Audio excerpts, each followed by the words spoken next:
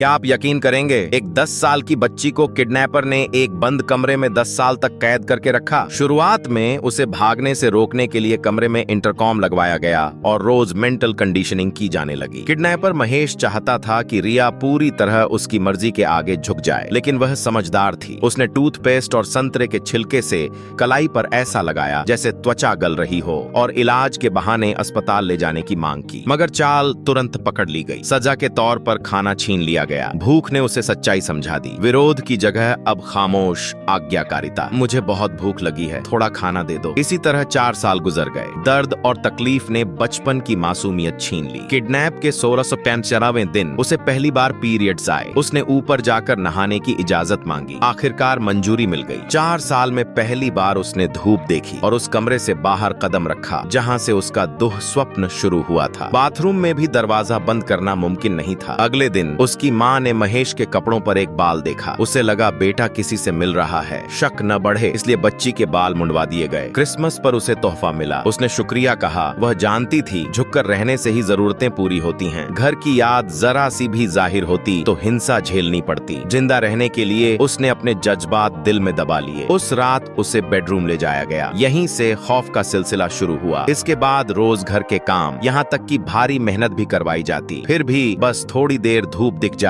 यही काफी था। लंबे वक्त तक कैद रखने के बाद उसे लगा अब सब उसके काबू में है। एक दिन उसे बाहर ले गया। सड़क पर लोगों को देखकर वह चीख कर मदद मांगना चाहती थी, मगर धमकी मिली। मेरे पास बंदूक है। भागने से रोकने के लिए गलत साइज की हाई हील्स पहनाई गईं। दुकान पहुंचे। सामान उठाने के बाद जब उसने पलटकर देखा वह गायब था। उसी पल एक स्टोर स्टाफ उसके पास आ गया।